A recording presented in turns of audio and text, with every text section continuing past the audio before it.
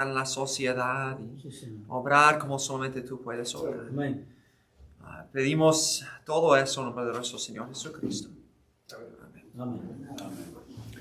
Bueno, estamos hablando del gran avivamiento. Mi padre ya habló un poco de los puritanos, pero para entender un poco del gran avivamiento tenemos que entender un poco de los puritanos. El mes pasado hablamos de la reforma y cómo Dios usó a varias diferentes personas, mayormente a Lutero, pero también Calvino y Zwinglio y otros, para ir en contra de las doctrinas malas de la Iglesia Católica, los protestantes, y eso en Inglaterra resultó parcialmente en la Iglesia Anglicana, que en verdad tenía sus altas y bajas, y la Iglesia Anglicana es algo muy confuso porque a veces hizo muy bien, a veces hizo muy mal y fueron arriba y abajo, pero luego básicamente llegó a ser muy corrupto y básicamente llegó a ser muy católica y muy similar con las mismas doctrinas malas que los católicos. Entonces algunos de los que estaban ahí, como mi padre ya ha mencionado, querían purificarla, querían regresarla a la doctrina sana, a la doctrina buena y también a la práctica buena. Entonces ellos fueron llamados puritanos. Por un tiempo, bajo el hombre que tienen su dibujo allí, que se llamaba Oliver Cromwell, llegaron a conquistar a los católicos y llegaron a dominar a Inglaterra. Y durante ese tiempo fueron establecidos, hicieron algo que se llama Westminster Confession, que es básicamente un credo muy importante para la iglesia presbiteriana y otras iglesias así. Pero básicamente solo duró unos 5 o 6 años. Ya regresaron a echar a los puritanos de allí con Carlos II. Entonces la mayoría de los puritanos básicamente fueron echados de la iglesia anglicana y de Inglaterra. Muchos fueron matados aún. Y cerca del año 1630 había una gran migración. Muchos salieron de Inglaterra y la mayoría de ellos fueron puritanos, como 20,000 de los cristianos que querían hacer lo correcto, y ya la iglesia anglicana no querían que estuvieran allí, entonces fueron a los Estados Unidos. Y muchos de allí viene nuestra historia de los Estados Unidos, vienen de esos 20,000 puritanos que vinieron a los Estados Unidos. Otro grupo se llamaban los separatistas. Otra vez mi padre ya ha hablado de ellos. En verdad, de allí vinieron un poco los bautistas, de los separatistas, de las personas que dijeron no hay esperanza para la iglesia anglicana, entonces solamente vamos a separarnos de ellos. Y como mi padre mencionó, de allí vinieron los congregacionalistas y bautistas y otros así.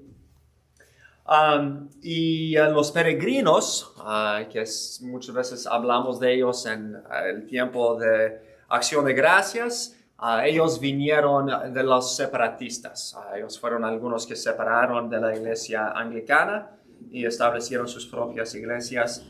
Entonces la primera generación de esos 20,000 puritanos y de los peregrinos fueron cristianos muy dedicados. No estamos de acuerdo con ellos en todos. Pero de las doctrinas más básicas de la fe cristiana eran muy buenas, amaban mucho al Señor, andaban muy cerca del Señor, pero tristemente, como muchas veces pasa, después que la primera generación muera, ya vienen los hijos. Y tristemente, igual como con muchas iglesias aún hoy en día, muchas veces los primeros que llegan a conocer al Señor, aman al Señor, crecen en el Señor, pero a veces los hijos que crecen en la iglesia no tienen el mismo amor por el Señor. Y eso es exactamente lo que pasó en los Estados Unidos y en Inglaterra. Esos primeros puritanos que amaban mucho al Señor, que tenían un corazón por el Señor, eran muy sinceros. Pero cuando murieron, ya llegando a los años 1700, muchas de las iglesias ya estaban apartándose de la fe. Porque sus hijos no tenían las mismas convicciones, muchos no eran salvos y se apartaron de la fe. Los puritanos, especialmente hoy en día, están llegando a ser más y más populares. Hay muchos libros que puedes leer acerca de ellos. La mayoría de ellos son muy calvinistas, pero también tienen muchas cosas muy, muy buenas. Uno de mis libros favoritos de los puritanos es un libro de oraciones, se llama El Valle de la Visión. Yo voy a ponerlo aquí si quieren mirarlo, por favor no lo roban. Pero si quieren mirarlo solamente para ver lo que es y pueden ordenarlo en Amazon o otros lugares así si quieren leerlo más. Pero voy a ponerlo aquí. Si quieren mirarlo después.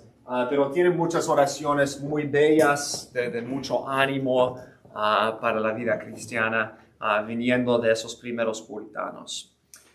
Entonces, para los años 1700 ya había muchos problemas con la iglesia.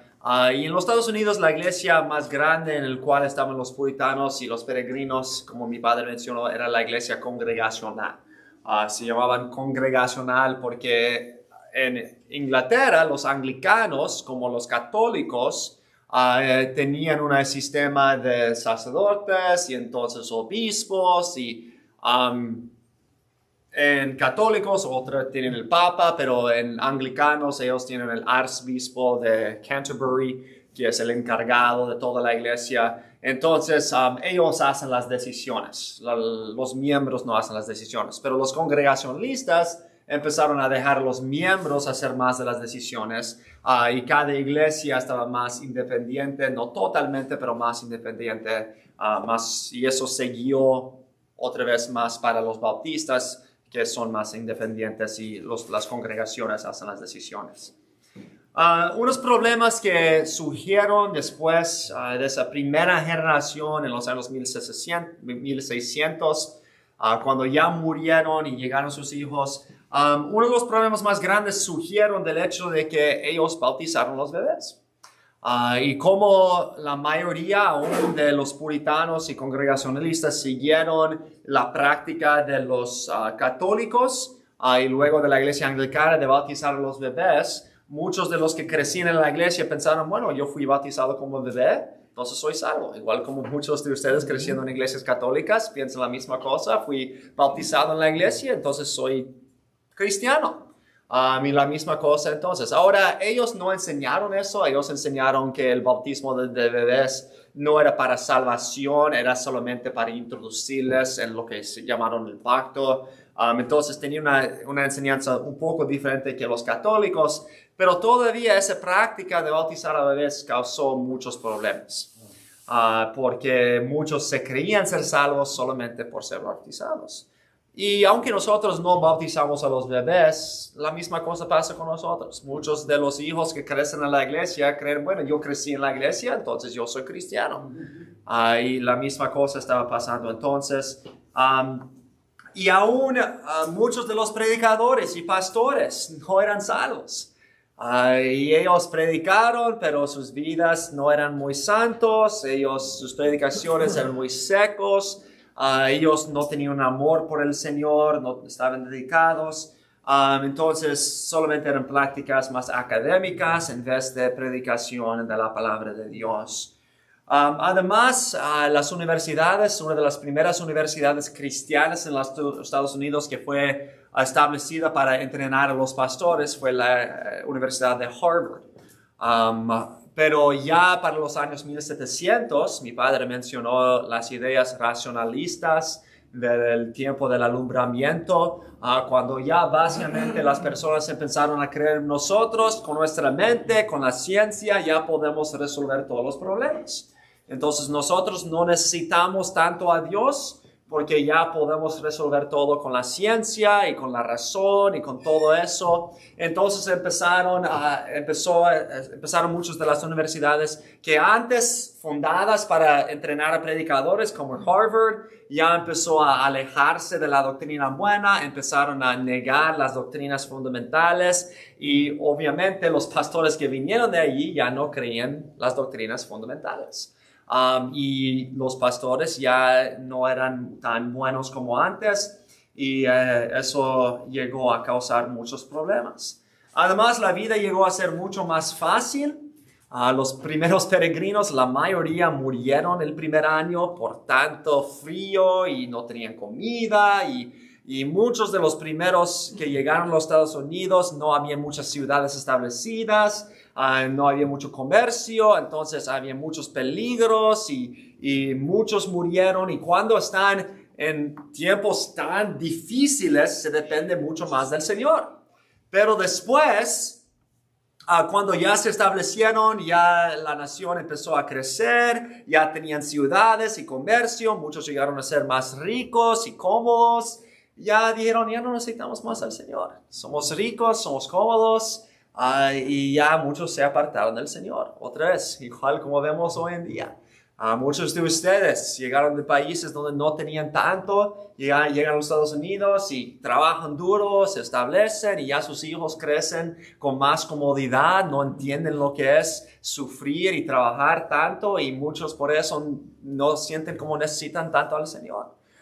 Y lo mismo pasó en esos tiempos. Y eso causó que muchas de las iglesias estaban ya haciéndose más liberales, estaban apartándose del Señor, no tenían mucho amor por el Señor, había mucho pecado y muchos problemas. Y durante ese tiempo se levantó varios hombres que el Señor usó grandemente para avivar la fe tanto en Inglaterra como en los Estados Unidos. Y vamos a hablar de varios de los hombres que Dios usó durante ese tiempo. El primero fue Jonathan Edwards. Jonathan Edwards, su abuelo, que se llamaba Solomon Stoddard, fue un pastor que fue grandemente usado por Dios. Su padre también fue pastor y creció en un hogar cristiano. Nació en el año 1703 y tuvo unos 11 hermanas. El único varón con 11 hermanas. Entonces, una vida muy interesante. Desde niño, él le encantó la ciencia. Él salió, no tenía televisión, no tenía iPad para jugar, entonces salió ahí y empezó a estudiar y a él le encantaban las arañas. No sé de ustedes, pero a él le encantaban las arañas y pasó horas y horas y horas solamente estudiando las arañas y cómo hacen su tela y todo eso y estudió mucho la ciencia. Y creció y fue muy inteligente. Se fue a la universidad con solamente 13 años de edad. Se graduó ya teniendo 17, 18 años y fue un hombre sumamente inteligente. Luego estudió para ser pastor, se casó, regresó y trabajó con su abuelo en su iglesia ahí en Massachusetts. Cuando su abuelo murió, él tomó cargo de la iglesia y empezó a predicar y enseñar y en los años 1734 al 35, cuando él tenía unos 31, 32 años de edad, predicó unos sermones que Dios usó grandemente y muchos en su iglesia se salvaron, se convirtieron, muchos de los que estaban alejados del Señor regresaron al Señor y la mayoría de los historiadores creen que eso fue el empiezo de lo que llamamos el gran avivamiento en los Estados Unidos, esos avivamientos en su iglesia. Otros de los que vamos a estudiar, como George Whitefield y Juan Wesley, fueron más evangelistas que viajaron por todos los lugares. Jonathan Edwards fue más un pastor. Él básicamente se quedó en su iglesia y enseñó en su iglesia más que nada, pero fueron sus sermones en su iglesia que muchos creen que empezó ese gran avivamiento. Voy a incluir algunas citas aquí para que puedan llegar a conocer un poco de lo que enseñaron esos hombres. Aquí está la primera, creo que está allí también en sus notas. Dice, Dios es el mayor bien de la criatura razonable. El disfrute de Él es nuestra felicidad propia. Y es la única felicidad con la que nuestras almas pueden ser satisfechas. Ir al cielo, disfrutar completamente a Dios es infinitamente mejor que las comodidades más placenteras aquí. Mejor que padres y madres, esposos, esposas o hijos, o la compañía de cualquiera o de todos los amigos terrenales. Estas no son más que sombras, pero Dios es la sustancia. Estos no son más que rayos dispersos, pero Dios es el sol. Estos son solo riachuelos, pero Dios es la fuente. Estas solo son gotas, pero Dios es el océano. Por lo tanto, es apropiado pasar esta vida solo como un viaje hacia el cielo. Entonces, solamente un poco de su predicación allí. Muchos creen que es el mejor teólogo de todo el tiempo, o por lo menos de los Estados Unidos. Fuera de la Biblia, fue un hombre sumamente dotado con inteligencia, pero también alguien que estudió profundamente la palabra de Dios. Y Dios le usó grandemente, escribió muchos libros, muchos de ellos todavía se estudian hoy en día y él fue muy usado por el Señor, pero sí fue muy calvinista. Él fue muy calvinista en su doctrina. Fue un gran amigo de otro que tuvo un gran impacto en el gran avivamiento que vamos a hablar en un momento, llamado Jorge Whitefield. También pasó mucho tiempo ministrando a los indios. De hecho, fue un misionero a ellos por varios años. Él ayudó a otro, que otra vez vamos a hablar en un momento, llamado David Brainerd. Y él fue el que imprimió su diario de David Brainerd, que llegó a tocar muchas vidas. Él también, antes de Edwards, la mayoría de las iglesias congregacionalistas solamente usaron lo que llamamos el salterio, que son los salmos puestos a música. Casi no usaron muchos himnos. Y había uno, creo que mi padre mencionó a Isaac Watts el mes pasado, si no me equivoco. Isaac Watts es una de las personas que escribió más himnos. Si miras al himnario, vas a encontrar varios de los himnos más conocidos escritos por él. Y él fue en verdad la persona, Isaac Watts, que cambió la mente de muchos para empezar a no solamente cantar salmos, pero también cantar himnos. Y Edwards fue uno que animó a las iglesias a cantar los himnos de Edwards y no solamente cantar los salmos. Y eso es una de las razones por qué las iglesias hoy en día, la mayoría ya cantan no solamente salmos, pero también himnos. Él murió con solamente 54 años de edad. En ese tiempo había una enfermedad que se llama smallpox, que era terrible, mataba a muchos y causó unas heridas muy feas y muchas veces destrozó la cara y el piel de personas. Y estaban en ese tiempo solamente empezando a tratar de usar vacunas. Y él, habiendo estudiado mucho la ciencia, él había estudiado mucho las escrituras de Isaac Newton, que fue uno de los científicos más conocidos de toda la historia. Fue un poco antes de su tiempo, durante su tiempo que él leyó acerca de eso. Entonces, como estaba muy interesado en la ciencia y él apoyaba las vacunas, él tomó la vacuna para smallpox, pero lo mató. Entonces, ese es como él murió. Una de las razones es porque él ya era muy débil, no era un señor que tenía salud muy buena. Además, obviamente en ese tiempo no tenían, era solamente al principio que estaban experimentando con las vacunas, entonces no conocían mucho acerca de cómo usarlas y no sabían exactamente lo que estaba pasando. Entonces, por eso le afectó de una manera no muy buena.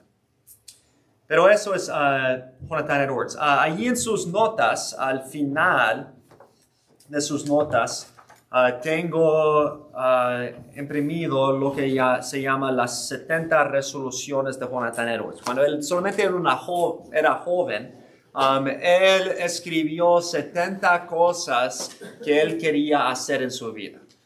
Y esas 70 cosas han sido una inspiración para muchas personas.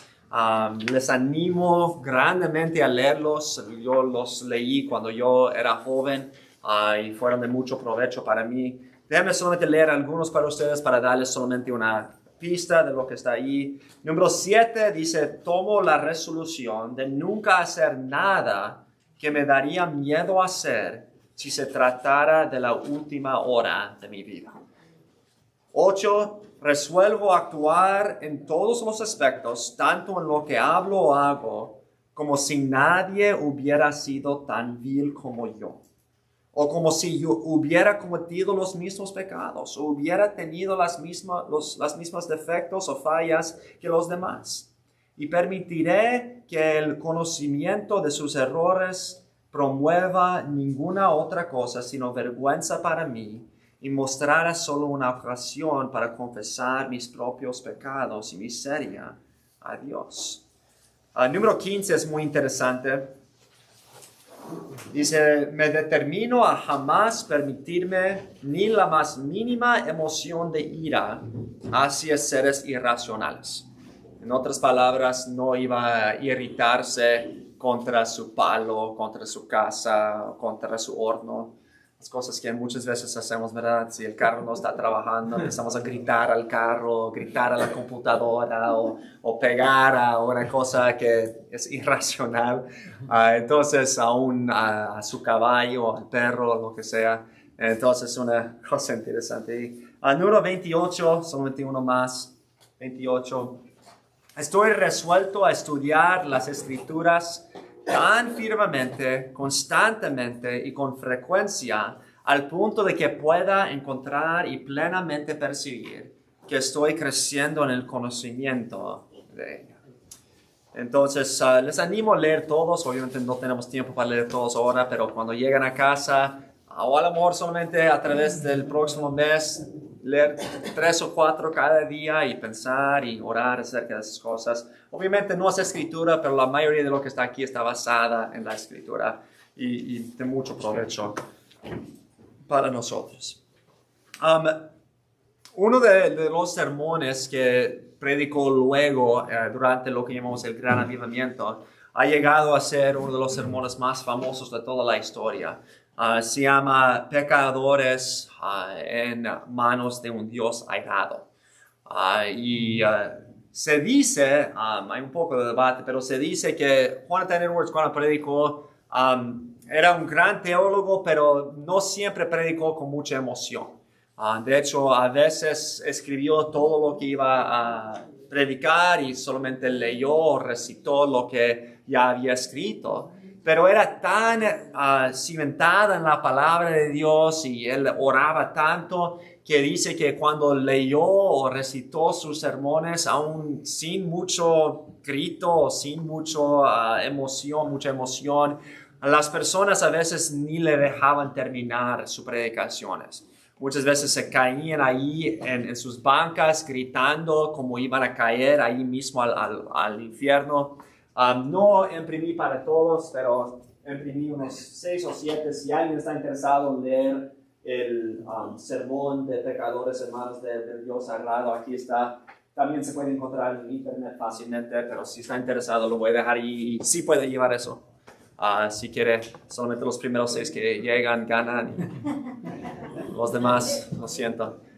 Pero habla allí, como él estudió mucho las arañas, como niño, habla allí como cada pecador está como alguien, como una mosca o algo que sobre un fuego solamente sostenido por la tela de la araña.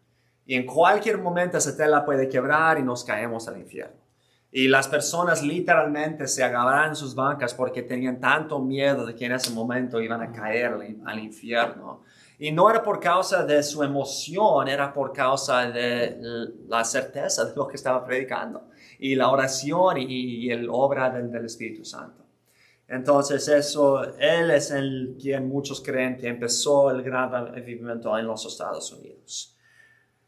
Hablemos del hecho de que él ayudó a un joven llamado David Brainerd. David Brainerd, sus padres y aún varios de sus hermanos murieron cuando él solamente era un niño, entonces era huérfano. En 1742 él estaba yendo a una universidad para estudiar y fue expulsado de esa universidad. Durante ese tiempo ya estaba empezando el gran avivamiento. Y en el gran avivamiento habían 2 clases de personas. Unos se llamaban las nuevas luces y algunos se llaman las luces antiguas. Las luces antiguas básicamente dijeron el gran avivamiento es malo, solamente es emoción, no debemos apoyarlo. Los nuevos dijeron debemos apoyarlo. Muchos de los estudiantes en la universidad apoyaban a esos predicadores y el gran avivamiento, pero muchos de los maestros no la apoyaban. Entonces pasaron una regla ahí en la universidad: si hablan mal de un maestro, entonces vamos a echarle de la universidad. Entonces él dijo acerca de un maestro que no tiene más gracia que una silla, y fue echado de la universidad por causa de eso. Y él le afectó bastante porque quería ser pastor, y en ese tiempo si no se graduó de la universidad no podría llegar a ser pastor. Pero entonces se dedicó su vida para ministrar a los indios aquí en los Estados Unidos. Él tradujo partes de la Biblia a sus lenguajes, y en un año tenía una iglesia de como 120 miembros de los indios, pero sufrió bastante. Él, obviamente, en ese tiempo tenían que o andar o ir por caballo, entonces él anduvo y fue por caballo por toda esa área. Pero también estaba allí en Nueva Inglaterra. Para los que no han estado en esa parte de los Estados Unidos, hace demasiado frío durante el invierno. Mucho, mucho frío. Mucha nieve. Entonces él pasó en caballo por el frío, y como tenía tuberculosis, muchas veces vomitaba sangre y sangre y sangre, pero siguió viajando y orando y predicando a los indios. Y también se desanimó mucho, pero siguió orando y Dios le usó grandemente. Pero murió con solamente 29 años de edad. Pasó su último año con Jonathan Edwards en su casa. La hija de Jonathan Edwards lo cuidó, y ella se enfermó de tuberculosis por cuidarse de él, y ella luego murió. Pero Jonathan Edwards fue tan impresionado por su diario que él lo imprimió, y muchos cristianos a través de las edades han leído su diario y han llegado a ser misioneros o pastores. Otra vez aquí yo lo tengo en inglés, se puede encontrar en español, pero aquí está en inglés si quieren mirarlo. Yo lo leí varias veces en la universidad, y luego hace unos años lo leí otra vez, y siempre es de mucha bendición ver cómo el Señor lo usó. Solamente una parte de su diario aquí en español, creo que también otra vez lo tengo ahí en sus notas.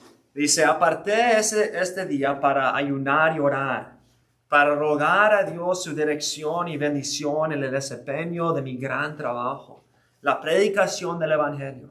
Al atardecer, Dios me vistió de forma asombrosa durante la oración. Creo que mi alma nunca antes había experimentado tanta agonía.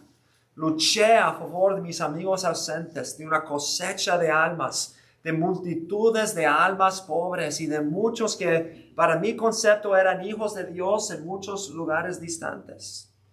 Estuve en tanta agonía hasta el oscurecer que mi cuerpo se bañó de sudor. Pero Jesús sudó sangre por las pobres almas. Anhelé tener más compasión hacia ellos. Luego tenemos a Jorge Whitfield. Él fue el gran predicador del gran avivamiento, un amigo y enemigo suyo. Parte de sus vidas eran amigos, entonces enemigos, entonces amigos otra vez. Era Juan Wesley. Y Juan Wesley dijo acerca de Whitfield: hemos oído hablar de algunas personas desde los apóstoles que haya testificado el Evangelio de la gracia de Dios a través de un espacio tan ampliamente extendido, a través de una parte tan grande del mundo habitable. Hemos leído o escuchado de cualquier persona que haya llamado a tantos miles, tantas miríadas de pecadores al arrepentimiento. Hemos leído o escuchado a cualquiera que haya sido un instrumento bendito en su mano para traer tantos pecadores de tinieblas a luz y del poder de Satanás a Dios como Whitfield. Entonces fue muy impresionado Wesley con la predicación de Whitfield. Él nació en Inglaterra en el año 1714. Fue un joven muy rebelde. Se involucró mucho en el teatro. Su padre murió cuando tenía solamente 2 años de edad y su madre se casó de nuevo, pero el nuevo matrimonio no fue bien y se divorciaron. Y obviamente en ese tiempo el divorcio fue algo muy vergonzoso para cualquier que lo hizo. Hoy ya es mucho más común, pero en ese tiempo no. Y le causó muchos problemas, empezó a robar cosas y empezó a entrar en mucho pecado y finalmente fue a la Universidad de Oxford, allí en Inglaterra, y allí llegó a conocer a los dos hermanos Wesley, a Juan y Carlos Wesley. Y ellos formaron un grupo que conocido como los metodistas. Y si otros llamaron a ellos los metodistas porque todos hicieron todo de una manera muy metódico, eran muy religiosos, pero aunque eran muy religiosos y estaban muy disciplinados y estaban muy involucrados en las cosas religiosas, no eran salvos.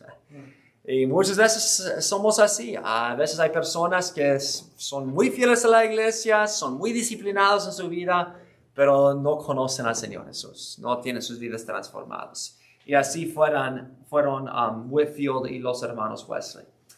Finalmente, después de leer un libro de los puritanos que Carlos Wesley le había dado, él vio su necesidad no solamente de hacer buenas cosas, pero de ser transformado por la sangre de Cristo.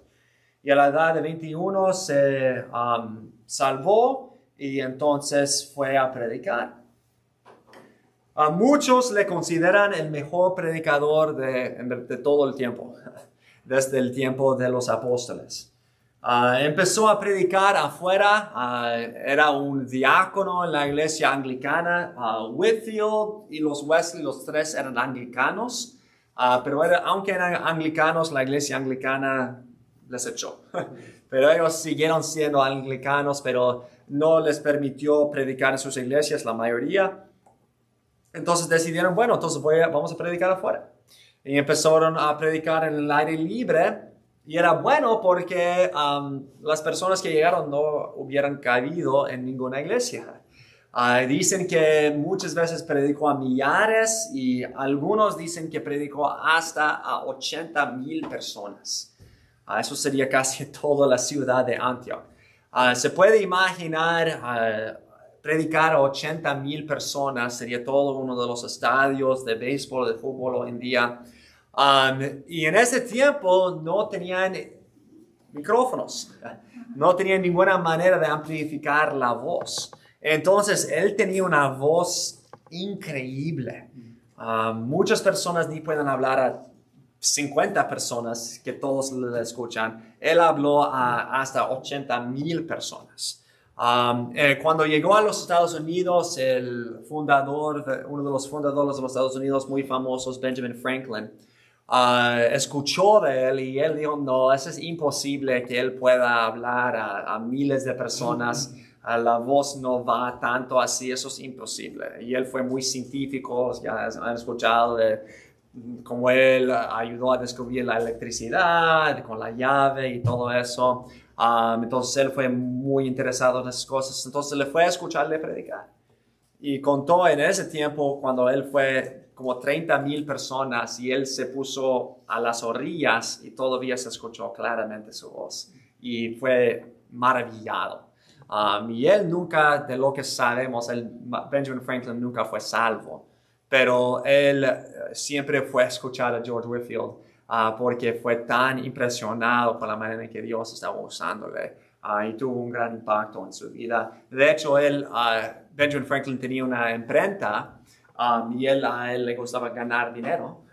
Y como todos querían leer los sermones de Whitefield, empezó a imprimir los sermones de Whitefield y uno imprimió muchos dibujos de Whitefield y otras cosas así para ganar mucho dinero.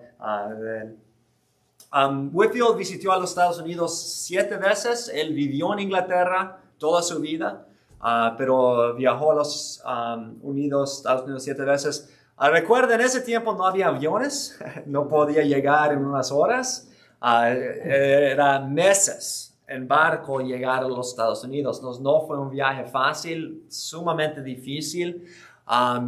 Se dice que pasó en total por ir y venir, pasó más que 3 años solamente en barco, yendo y viniendo a los Estados Unidos.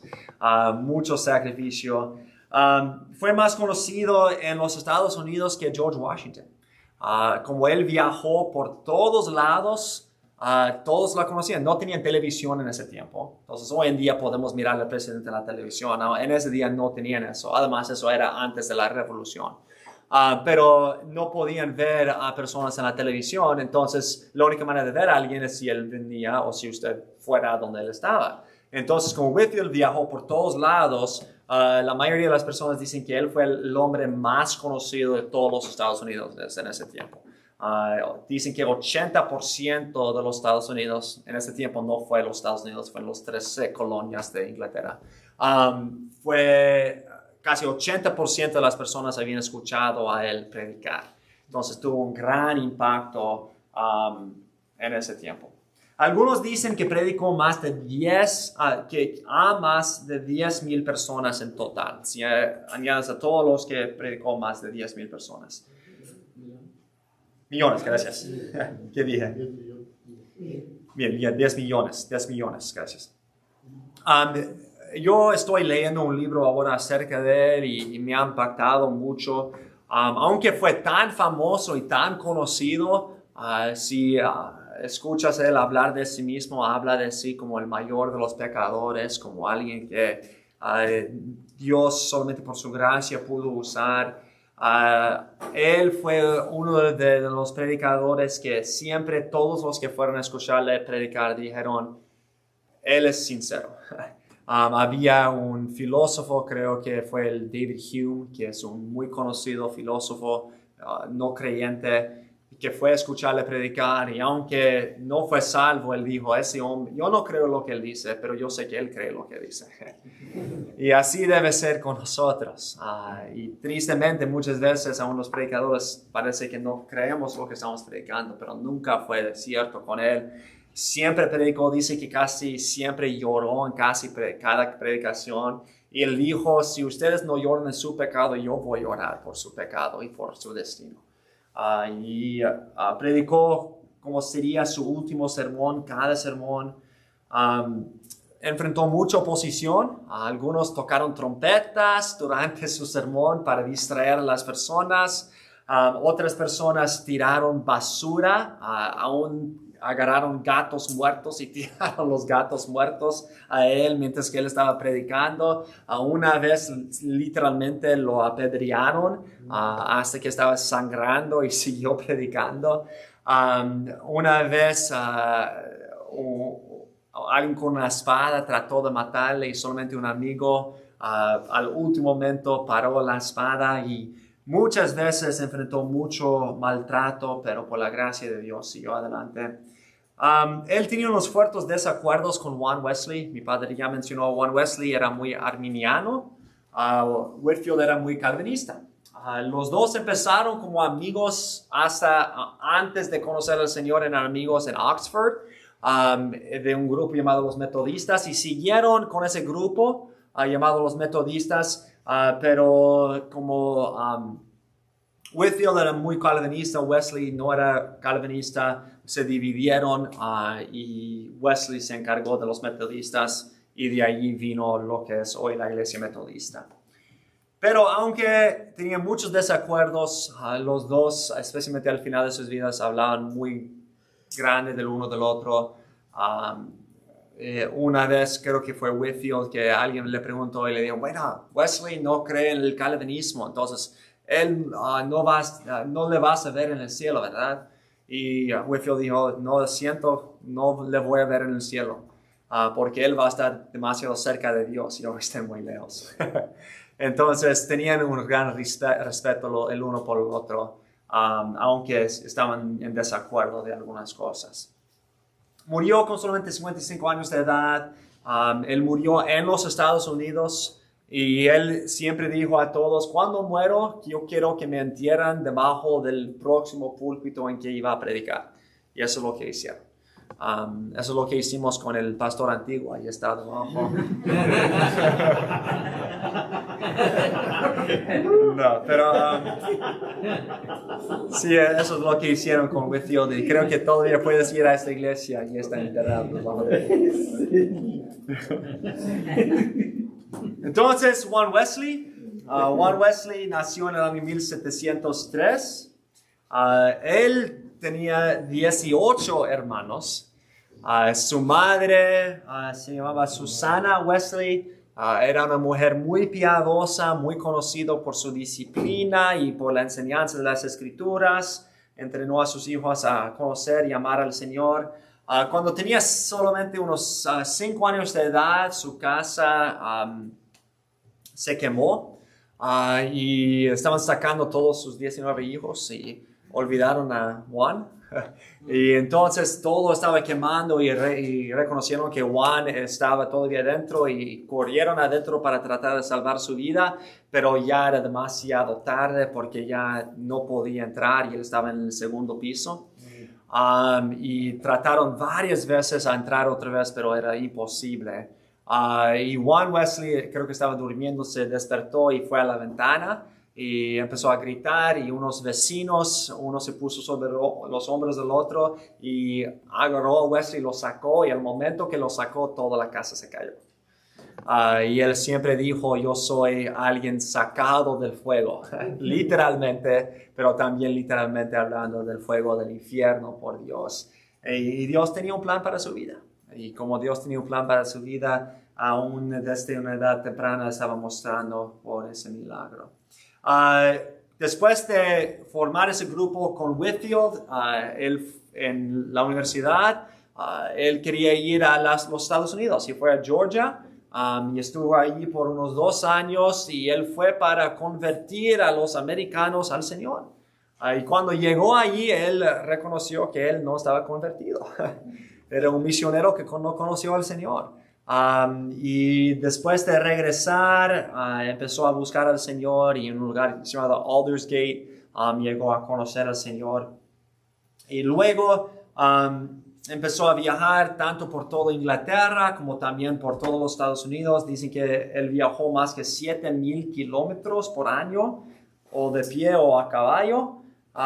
Igual como Whitfield, muchas veces cuando estaba predicando le golpearon o sufrió mucha persecución. Él le encantó leer los libros. Dicen que leyó más que 1,200 libros y muchos de ellos en caballo. Yo no sé cómo lee un libro en caballo. Yo casi no puedo leer ni en un carro, mucho menos en un caballo, pero él leyó mucho aún a caballo y él escribió más que 30 libros. Para él la oración fue de suma importancia. Él pasaba 2 horas o más cada día orando al Señor. Él murió cuando tenía 88 años. Él vivió mucho más largo que la mayoría y aún hasta cuando tenía 86, 87 años, todavía estaba viajando a caballo por todos los lugares, todavía predicando sermones largos con mucha fuerza y tenía mucha fuerza aún hasta el final de su vida.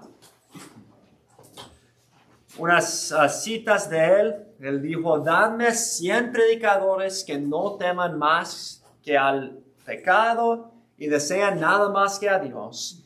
Y no me importa si son clérigos o sin profesión, solo ellos sacudirán las puertas del infierno y establecerán el reino de los cielos en la tierra.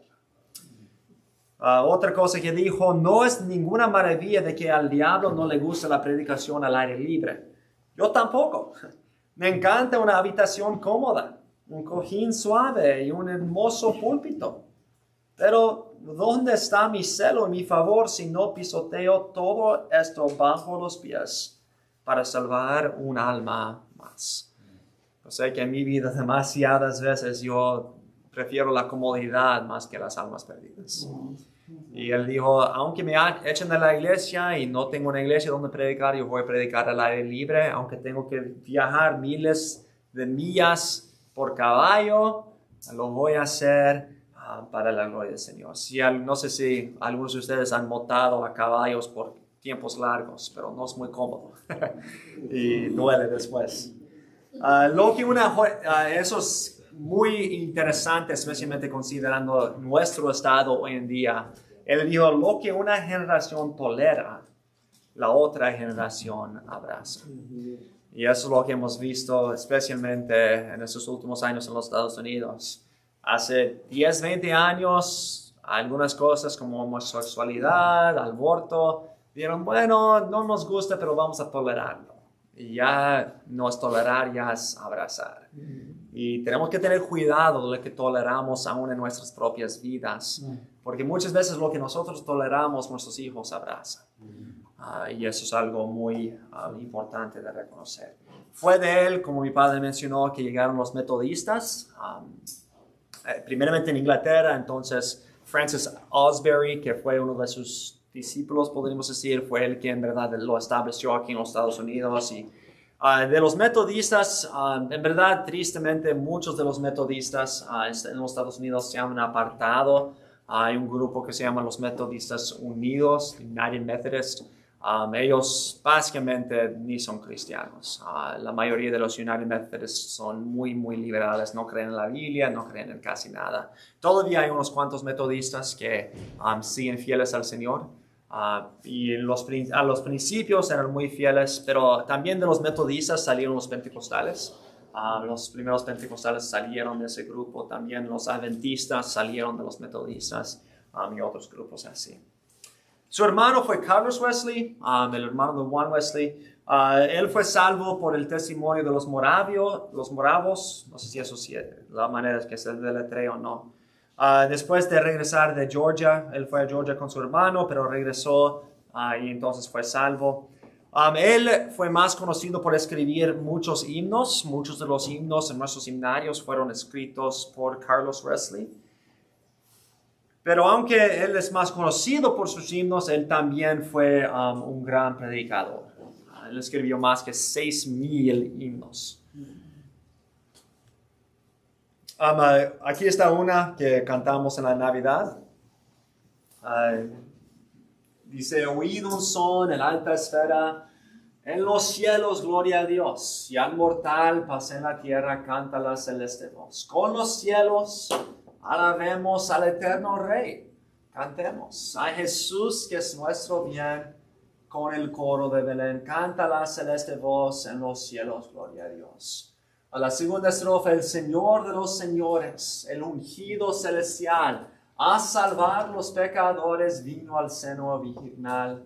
Gloria al Verbo encarnado, en humanidad velado. Gloria al Santo de Israel, cuyo nombre es Emmanuel. Canta la celeste voz en los cielos, gloria a Dios. Príncipe de paz eterna, gloria a ti, Señor Jesús, entregado el alma tierna. Tú nos traes vida y luz. Has tu majestad dejado y buscarnos te has dignado para darnos el vivir. A la muerte quieres ir. Canta la celeste voz en los cielos. Gloria a Dios. Otro himno conocido del cariñoso Salvador. No voy a leer todo. Voy a leer esa última estrofa. Cristo, encuentro todo en ti y no necesito más. Aunque débil, pobre esté, tu poder me sostendrá. Al enfermo da salud, guías tierno al que no ve, con amor y gratitud tu bondad ensalzaré. Muchos otros himnos que cantamos todavía fueron escritos por él. Luego tenemos a Juan Newton. Su madre le enseñó la Biblia y oró mucho por su salvación, pero su madre murió cuando él tenía solamente 7 años de edad. Se hizo marinero y vivió una vida malísima. Fue conocido como una de las peores personas. Llegó a ser vendedor de esclavos, vivió una vida muy mala, hasta que un día en un barco había una tormenta grande, tan grande que tenían que atarle allí al poste para que el viento y las olas no le llevaran allí. Y en ese tiempo empezó a recordar lo que su madre le había enseñado. Y él reconoció su necesidad del Señor. Y eso es de mucho ánimo. Muchas veces lo que enseñamos a los jóvenes pensamos no tiene ningún efecto. Y su madre murió pensando que su hijo no iba a servir al Señor. Y la mayoría de los que miraron su vida pensó, ese no ha olvidado todo lo que su madre le enseñó. Pero en el momento de más necesidad de su vida, él recordó lo que su madre le había enseñado.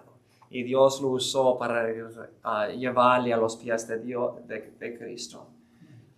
Entonces, después de eso, él fue salvo y todavía estaba un poco involucrado en la esclavitud, pero poco a poco empezó a ver la maldad de la esclavitud y él trabajó, finalmente dejó de vender esclavos, se hizo pastor, trabajó con un político llamado William Wilberforce de Inglaterra, y él fue conocido como la persona que paró la esclavitud en Inglaterra.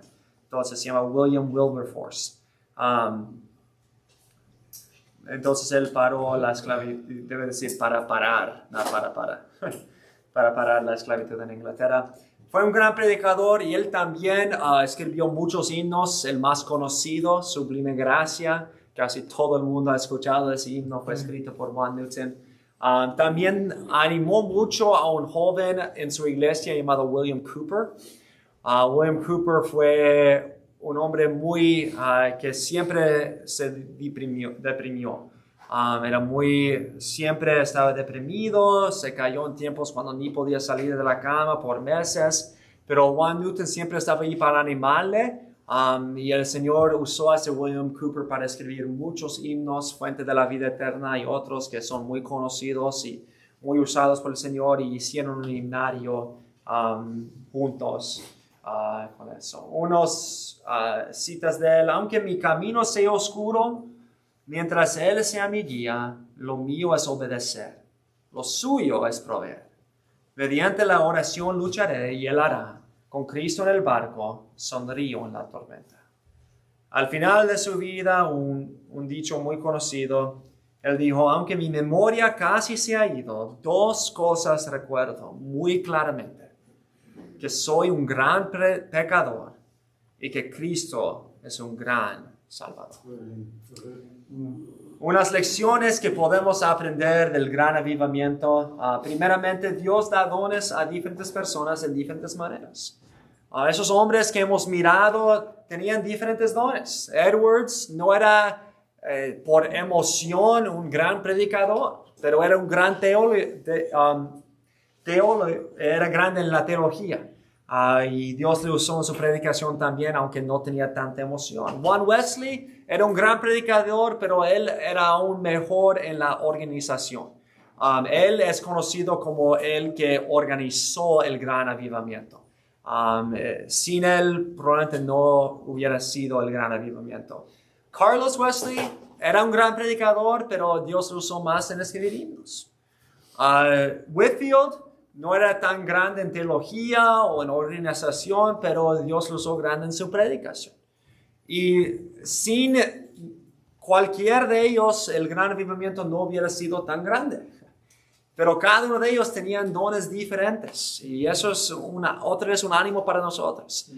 No todos tenemos los mismos dones. No todos somos predicadores. No todos podemos cantar. No todos podemos escribir himnos. Pero cada don es importante.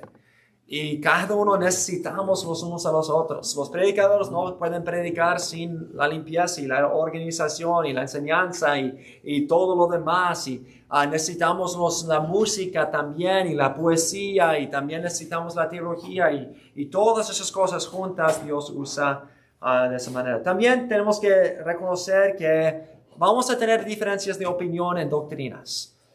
Si son doctrinas fundamentales, como cómo ser salvo, o si la Biblia es la palabra de Dios, entonces tenemos que dividirnos de esas personas. Luego vamos a hablar del fundamentalismo y cómo tenemos que dividirnos de cosas que son desacuerdos fundamentales. Si uno dice que Cristo no murió por nosotros, no podemos tener compañerismo con ellos. Pero si son cosas no tan fundamentales, debemos tener consideración. Hay otras iglesias alrededor que predican la palabra de Dios y no somos de acuerdo en cada doctrina, tenemos diferencias de opinión, pero vamos a trabajar juntos porque estamos de acuerdo con lo más importante. John Wesley y George Whitefield y Edwards tenían muchas diferencias de opinión acerca de calvinismo y arminianismo y cosas así, Pero aunque a veces tenían desacuerdos, al final de la cuenta reconocían que en lo más importante estaban de acuerdo. Y se animaron los unos a los otros y ayudaron los unos a los otros. Y eso es importante. Otra cosa grande en el gran avivamiento es la parte que tiene la emoción en la religión. Como mencioné, muchos de los que se llamaban las luces antiguas, ellos dijeron, bueno, esas cuando predican, las personas están cayendo al suelo, algunos están gritando, llorando, y la emoción no debe tener ninguna parte en la iglesia. Otros llevaron esa emoción a partes de locura y por todo el sermón estaban gritando, corriendo, haciendo cosas tan extremas que ni podrían enfocarse en el sermón. Por ejemplo, al principio del gran avivamiento había un señor un poco loco que empezó a predicar y predicó en contra de las iglesias malas y de todo eso. Entonces él empezó a predicar en contra de los malos libros y dijo, vamos a tener un fuego y quemar todos los libros malos. Y empezaron a quemar todos los libros malos. Entonces, bueno, él dijo, también muchos de ustedes gastan mucho dinero en esa ropa costosa y no debemos gastar tanto dinero y enfocarnos tanto en la ropa. Entonces vamos a quemar toda la ropa costosa, y quitó sus pantalones y los echó al fuego. Y una mujer vino allí y agarró los pantalones del fuego y los tiró a su cara y dijo, pon tus pantalones. Y él se reconoció que su emoción le había tomado a lugares que no debería haber ido. Pero también durante ese tiempo había unas mujeres que empezaron a predicar y tenían que decir no deben estar haciendo eso. Luego, especialmente en la segunda gran avivamiento y la tercera, se fue aún más para la emoción. Pero tenemos que reconocer que la emoción es buena, es necesaria, si está basada en la palabra de Dios. Pero cuando se quita de la palabra de Dios, resulta en confusión y pecado. Pero si no tiene emoción, entonces tienes una fe muerta. Necesitamos la emoción. Si en verdad crees que Dios merece adoración, debemos tener emoción. Si creemos que personas van al infierno, como Whitfield, debemos estar llorando. Las personas, si creen que van al infierno, a veces deben gritar. Si creen que van al infierno, si reconocen que necesitan eso, deben hacer eso. Y para terminar, tengo aquí algunas citas acerca de eso de Edwards. Edwards escribió todo un libro acerca de lo que se llama las afecciones o emociones religiosas, porque muchos criticaron a Edwards porque muchos de sus servicios respondieron con tanta emoción y dicen en la iglesia no debe tener tanta emoción. Entonces él tenía que pensar bíblicamente acerca de qué función debe tener la emoción.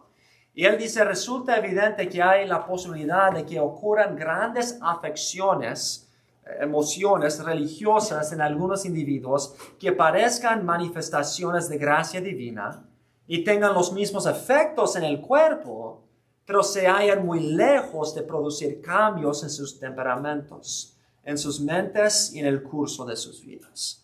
Lastimosamente hay muchas iglesias, especialmente las iglesias pentecostales, que enfatizan tanta la emoción que ya no hay mucho fruto, no hay mucha doctrina y solamente es emoción. Y él dice eso es malo. No debemos ser controlados por la emoción, especialmente si no es una emoción basada en la verdad que resulta en una vida cambiada. No importa si estás llorando y gritando de cuán grande es Dios o cuán malo eres y sales y no hay ningún cambio en su vida. Si en verdad esa emoción buena produce cambio, no solamente emoción para tener emoción. Entonces eso es lo que dice en la próxima parte. Esa parte traté de traducir, entonces tengo aquí en inglés porque no me gusta mi traducción. Si leen en inglés pueden leerlo ahí en la pantalla. Pero básicamente eso es lo que dice. No creo que los pastores tienen la culpa por subir las emociones de sus oyentes demasiado alto. Otra vez, Muchos estaban criticando a Jonathan Edwards diciendo sus avivamientos, los de su congregación tienen demasiada emoción, están llorando y gritando que van a ir al infierno. Y eso es malo, que un pastor está subiendo las emociones de su congregación. Y él dice, no creo que eso es malo. Si lo que le sube sus emociones es digno y si sus emociones no son subidos mayor de la proporción de la importancia del asunto. ¿Qué significa eso? Bueno, básicamente significa, si yo estoy gritando y llorando porque se cayó mi café, entonces mi emoción no está en proporción al asunto por el cual estoy llorando. Y muchos de nosotros lloramos y gritamos cuando nuestro equipo pierde el partido, ¿verdad? No debemos tener tanta emoción de un asunto que no tiene tanta importancia. Pero si estamos llorando y gritando porque nuestras almas van al infierno, eso está en proporción al problema. Si hay un fuego y la casa está quemando y varias personas están muriendo, llorar y gritar no está mal porque es un asunto grave. Y eso es lo que él está diciendo aquí. Pienso que es mi deber levantar las emociones de mis oyentes, cuán alto que sea posible, con tal de que son afectados solamente con la verdad y con emociones que no contradicen la verdad. El problema es con muchas iglesias es que tienen emociones grandes, pero no están emocionados por pensar en la verdad de lo que están hablando, cantando, escuchando. Se emocionan solamente por la música que es tan emocionante o solamente por emocionarse. Está bien emocionarnos si nos emocionamos porque estamos pensando en la verdad de la palabra de Dios. Que almas están muriendo o que Cristo me salvó a mí. Estoy llorando por gozo que Cristo me salvó. Eso está bien y es bueno. De hecho, es un deber que un pastor debe levantar las emociones. Si hay personas en la congregación que están muriendo, yendo al infierno, es bueno que un predicador predique tan duro que ellos están llorando de su pecado y de su condenación eterna. Si hay personas que están en la congregación que han sido salvos y el pastor predica acerca de cómo Cristo nos ha salvado y nos ha cambiado, es bueno que nos lloramos y que respondemos con gozo que Dios nos ha salvado. Y demasiadas veces, para decirles la verdad, muchas veces nuestras iglesias bautistas no tienen bastante emoción. Somos muertos. Y si en verdad creemos lo que decimos que creemos, debemos tener emoción. Pero la emoción tiene que estar basada en la verdad y producido por la verdad, no solamente por la música o el ambiente o solamente por tener emoción, por tener emoción. Entonces eso es como él respondió a las acusaciones de otros diciendo, oh, tiene demasiada emoción. Bueno, si las personas están muriendo, deben tener emoción. Si está basada en la verdad y de acuerdo con la verdad. ¿Una pregunta o comentario? Para terminar. Bueno, muchas gracias por su atención. Vamos a orar y ya quedarnos despedidos. Espero que haya sido de provecho y que podamos aprender algo, pero no solamente aprender, pero ser cambiados por lo que hemos aprendido. Padre, gracias por tu palabra.